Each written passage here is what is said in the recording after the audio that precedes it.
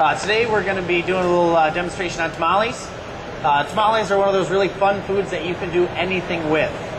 It's kind of a broad category of foods, and throughout Mexico and South America, every little village, every little person has their own little take on how to make a tamale and how it should look, from wrapped in dried corn husks, fresh corn husks, banana leaves. Today we're going to take a corn husk tamale, and we're going to incorporate a Hubbard squash, roasted Hubbard squash, into the dough, stuff that with a smoked provolone cheese, steam those off, serve that drizzle with a little bit of chicken velouté and a cranberry pecan salsa. So to get started with the tamale dough, we're going to take a little bit of lard, 1 cup of lard, and the key to making a good tamale is to you want to aerate the lard. So you want to whip that up so you get a nice creamy white fat. All right, and to help that out, we're going to add a little baking powder and salt, get it going. So we got a 1/4 teaspoon of salt and 1 teaspoon of baking powder.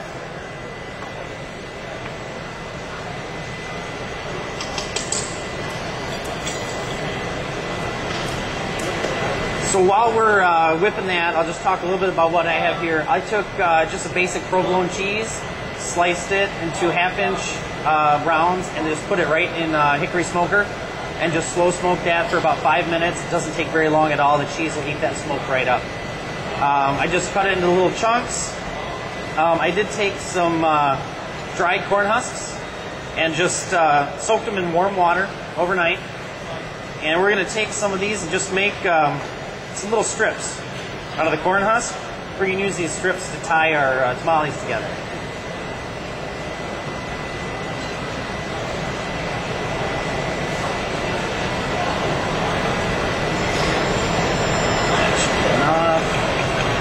Slow this down to the whipped lard. I don't know if you can see that on the screen there, but anyway, it's turned nice and milky white and creamy, and it's raised up in volume. We're going to add 2 1/3 cups of masa harina, which is cooked dehydrated corn flour. And you just want to slowly incorporate that into the lard.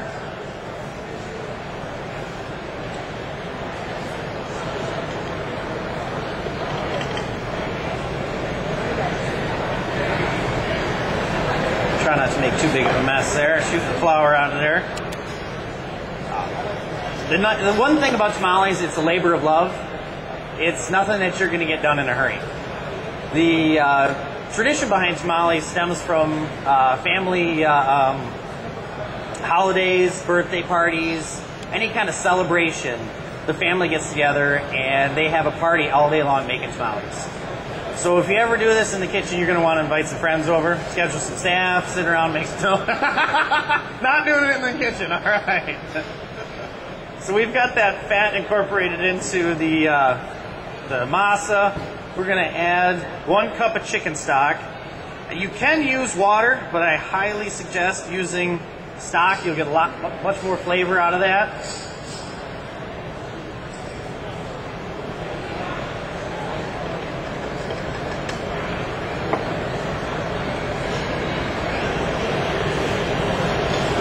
First time you use this KitchenAid, it takes a little bit more time than the commercial processor.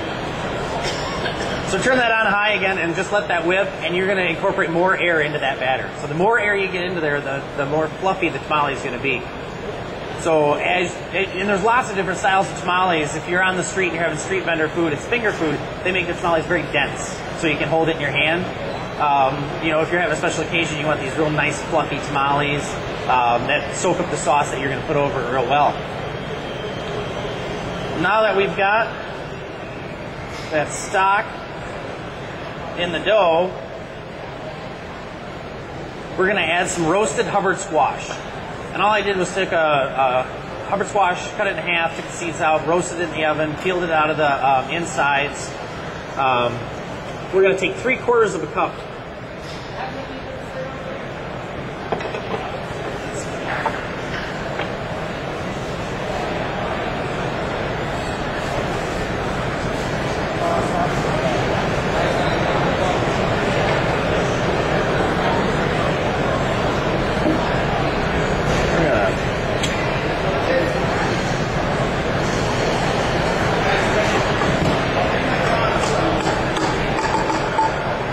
nice thing about adding the squash to the dough, twofold. One, tastes great, and you get this wonderful orange color from that Hubbard squash. So when you open up your tamale after it's done steaming, you got this beautiful orange dough wrapped around this melted smoked provolone. It's phenomenal.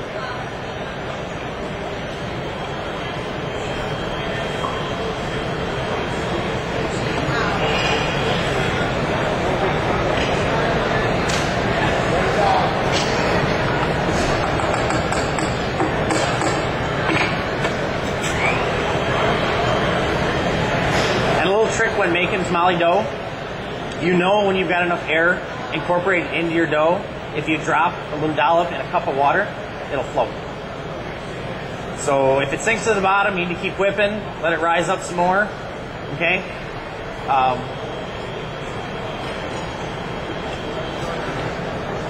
right. That spoon. There we go.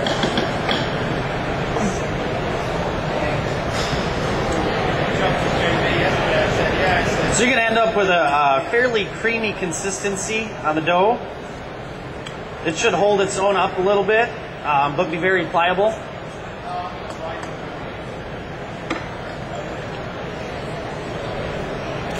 So forming your tamales, the biggest thing to remember is that they are going to expand when you steam them. So you don't want to start too close to the end. You want to leave it room to grow in the corn husk. So we can just put a dollop of the dough right on the corn husk.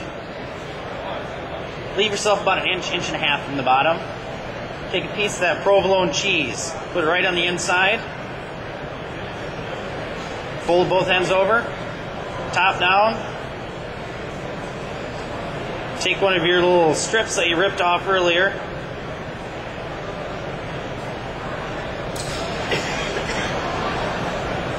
Tie her shut, and you're all good. It's that simple. Now you make 100 of these, it's not so simple. It takes a while. But there's lots of different ways you can make tamales too. You know, if you want a little more presentation value to it, you could take your masa dough, put it in the center of the tamale, or corn husk, put your cheese in there, make sure your dough completely encases the cheese. If you left a little bit out, the cheese, when the steam hits it, will ooze out. Take that corn husk, wrap it right around there. Then just take 2 pieces of the strips, corn husk, tie one around each end,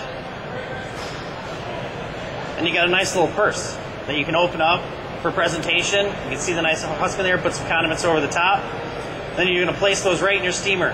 When you put it in your steamer, make sure that the open side points up as it expands. And also you have 1 cup of lard in there. There's a little extra fat, it'll drain out the bottom into the water. So you will see some lard at the bottom when you're done.